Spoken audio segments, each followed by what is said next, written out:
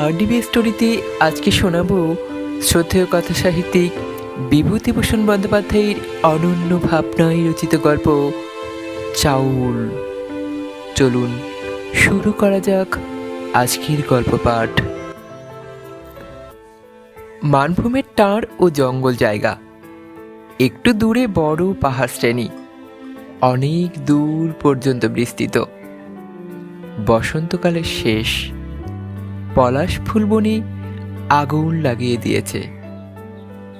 নাকটিটারের উঁচু ভাঙা জমি থেকে যত দূর দেখা যায় শুধু রক্ত পলাশের বন, দূরে নীল শৈলমালার কোল ছুঁয়েছে। জঙ্গল দেখতে এসেছি এদিকে। কাছেই রাস্তার ধারে পলাশ বনের প্রান্তে ডাকবাংলোতে থাকি। জঙ্গলের কাঠে কেমন আয় হবে তাই দেখে বেড়াই। একদিন সন্ধ্যের আগে নাকটিটারের বন দেখে ফিরছি। পথের ধারে একটা হরিতকি গাছের তলায় একটি লোক ও একটি ছোট মেয়ে বসে পুটলি খুলে কি খাচ্ছে। জনহীন পথিপার্শ্ব, কেউ কোনো দিকে নেই। সন্ধ্যেরও আর অল্পই বিলম্ব। সামনে বাঘমুন্ডির বনময় পথ। এমন সময় লোকটা কি করে জানবার আগ্রহে ওর দিকে এগিয়ে গেলাম। লোকটার চেহারা দেখে বয়স অনুমান করা শক্ত। মাথার চুল কিছু পাকা, কিছু কাঁচা। পুটুলির মধ্যে খান্দুই ছেঁড়া ন্যাকড়া, একখানা কাঁথা আর কিছু মকাই, সেদ্ধই হবে। একটা খালি চায়ের কিংবা বিস্কুটের টিন, বোধহয় সেটাই তৈজসপত্রের অভাব পূর্ণ করছে সব দিক দিয়ে। সঙ্গের মেয়েটির বয়স 4 কি 5। পরনে ছোট্ট একটু ময়লা ন্যাকড়া মেয়েটার, কোমরে ঘুনসি। আমি বললাম, কোথায় যাবে হে?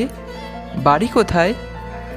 লোকটি মানভূমি বাংলায় বললে, তোরাং, হেটুকু আগুন আছে? দেশলাই আছে, দিচ্ছি। তোরাং কত দূর এখান থেকে? টুকু দূর আছে বটে, 5 কোষ হবেক। কোথা থেকে আসা হচ্ছে এমন সন্ধেবেলা? হেই সেই পুরুলিয়া থেকে। আগুন দাও বাবু, শরীর একেবারে কাবু হয়ে গিয়েছে। হেই মেয়েটির মা মরে গেল ওর 2 বছর বয়সে। ওকে রেখে জঙ্গলে কাঠের দাম করতে যাইতে পারি নাই, তাই পুরুলিয়া গেছিলি। ভিক্ষা মাগি 2 বছর রয়েছিলি। লোকটির কথাবার্তার ধরন আমাকে আকৃষ্ট করলে। ডাকবাংলোতে সন্ধ্যার সময় ফিরেই বা কি হবে এখন? সেখানেও সঙ্গীহীন ঘরদোর। তার চেয়ে একটু গল্প করা যাক এর সঙ্গে। কাছে একটা বড় পাথর পড়েছিল, সেটার উপর বসে ওকে একটা বিড়ি দিলাম, নিজেও একটা ধরালাম।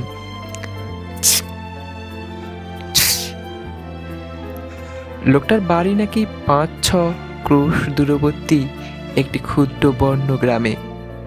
বাঘমুন্ডি ও ঝালদা শৈলমালা ও অরণ্যের মধ্যবর্তী কোন নিভৃত ছায়াগহন উপত্যকা ভূমিতে। পলাশ, মহুয়া, বট, কেঁদ গাছের তলায়। ওর আর 2টি সন্তান হয়ে মারা যাওয়ার পরে এই মেয়েটি হয়, এবং মেয়েটির বয়স যখন 2 বছর তখন ওর মাও হলো মৃত্যু পথযাত্রী। লোকটা জঙ্গলের কাঠ ভেঙে এনে চন্দন কিয়ারির হাটে বিক্রি করত, এদেশের অনেক গ্রাম্য লোকের মতো। কিন্তু ঘরে কেউ নেই 2 বছরের মেয়েকে দেখবার। তাকে সঙ্গে নিয়ে উচ্চ পাহাড়ে উঠে রৌদ্র বর্ষায় কি করে কাঠ ভাঙে? তাই ঘরের আগর বন্ধ করে ও চলে গিয়েছিল অর্থ উপার্জনের চেষ্টায় পুরুলিয়া শহরে। আমি বললাম, কাঠের কাজে আয় হতো কেমন? লোকটা পিঁড়িতে টান দিয়ে বললে, বোঝা পিছু 3 আনা 4 আনা। জঙ্গলে ছাড়লি তো 2 পয়সা। চাল সস্তা ছিলি, হয়ে যেত পেটের ভাত 2 জনার। তারপর বাবু মেয়াটা হলে ওর মা ময়ের গেলেক। তখন কষি মেয়েটারে ফেলে জঙ্গলে যেতে মন নাই সরলেক। বলি যাই পুরুলিয়া, ভারী শহর, পেটের ভাত দুজনার হইয়া যাইবে। পুরুলিয়া বড় জায়গা? ও বাবু, ইধার থেকে উধার যাওয়ার কুল কিনারা 2 বছরে নাই পাইলেক। ভারী শহর বাবু।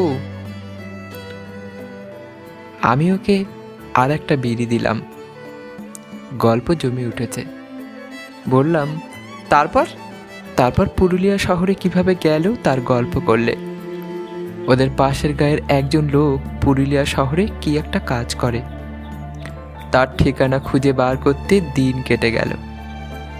সন্ধ্যা হয়েছে। তখন এক বড় লোকের বাড়ির ফটকে মেয়ের হাত ধরে ভিক্ষা করতে দাঁড়ালো। তারা দুটি পয়সা দিলে। 2 পয়সার ছোলা কিনা বাপ মেয়েতে রাত কাটিয়ে দিলে গাছতলায় শুয়ে। পুলিশে আবার শুতে দেয় না। অর্ধেক রাত্রে এসে লণ্ঠনের আলো ফেলে বলে, হিয়াসে হট যাও।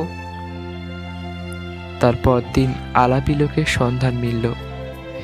গিয়ে দেখে দেশে সে লোকটা যত বড়াই করে আসলে সে তত বড় নয়। সামান্য একটা 2 কামরা ঘরে সে আর তার স্ত্রী থাকে, তামাক মেখে বিক্রি করে মাথায় নিয়ে। কখনো জলের কুজো পাইকারি দরে কিনে ফিরি করে খুচরো বেচে। এইসব বংশবৃত্তি। অথচ দেশে বলেছিল সে বড় সাহেবের আরদালি। যা হোক, অনেক বলা কাওয়াতে সে জায়গা একটু দিলে।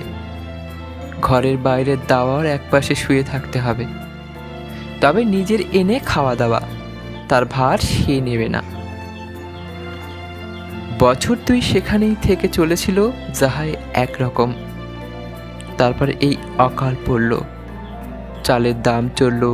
শহরে চালের দাম হলো 18 টাকা। ভিক্ষে আর তেমন লোকে দিতে চায় না। তাও হয়তো চলতো যাহাই করে।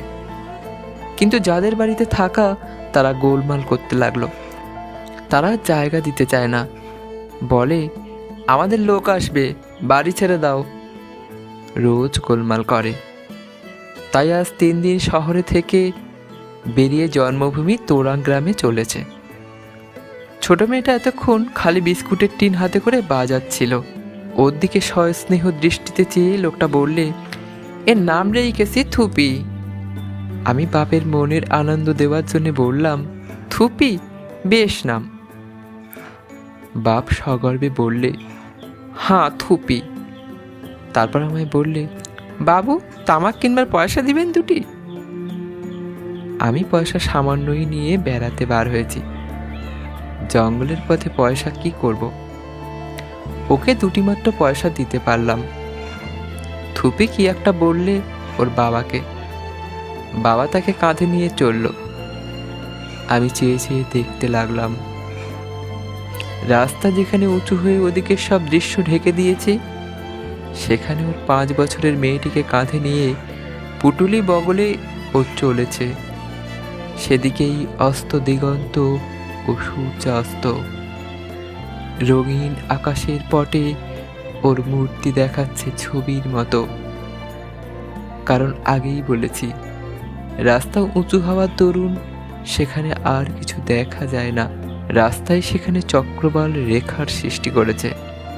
মনে মনে ভাবলাম, ওর কোথাও অন্ন নেই, গৃহ নেই। 5 বছরের মেয়েকে কত স্নেহে কাঁধে তুলে ও যে চলল গ্রামের দিকে। সেখানে অন্ন কি জুটবে এ দুর্দিনে? যদি পুরুলিয়া শহরে না জুটে থাকে, কোন বৃথা আশার আকর্ষণ ওকে নিয়ে চলেছে গ্রামের মুখে।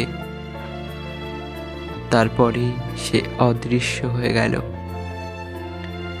এ হলো গত মাসের কথা। তখনও চাল ছিল 16 টাকা 18 টাকা মন। ক্রমে তাই দাঁড়ালো 32 টাকা 40 টাকা। এই সময় একবার কার্য উপলক্ষে বিহার থেকে আমায় যেতে হলো বাংলাদেশে, পূর্ববঙ্গের কুমিল্লা জেলায়। মানুষের এমন কষ্ট কখনো চোখে দেখিনি। চোখে না দেখলে বিশ্বাস করা শক্ত হবে। যে আত্মীয়ের বাড়ি ছিলাম, তাদের বাড়িতে সন্ধ্যা থেকে কত রাত পর্যন্ত শীর্ণ বুভুক্ষ কঙ্কালসার বালক বালিকা, বৃদ্ধ, প্রৌঢ়, কালো হাঁড়ি উঁচু করে তুলে দেখিয়ে বলছে, একটু ফ্যান দিন মা, একটু ফ্যান। অনাহারে মৃত্যুর কত মর্মন্তদ কাহিনী শুনে এলাম সারা পথ, কুমিল্লা থেকে বেরিয়ে পর্যন্ত, স্টিমারে, ট্রেনে। বিহারে এসে দেখি এখানেও তাই। বহেরাগোড়া স্কুলের বোর্ডিংয়ে ড্রেন দিয়ে যে ভাতের ফেন গড়িয়ে পড়ে, তাই ধরে খাবার জন্য একপাল বুভুক্ষ ছোট ছোট ছেলে মেয়ে হাড়ি হাতে দুবেলা বসে থাকে। তারই জন্যে কি কাড়াকাড়ি। হেডমাস্টার বললেন, এই গ্রামের ডোম আর কাহারদের ছেলে মেয়ে এখানেই পড়ে আছে ভাতের ফেনের জন্য। সকাল থেকে এসে জোটে আর সারাদিন থাকে, রাত 9টা পর্যন্ত।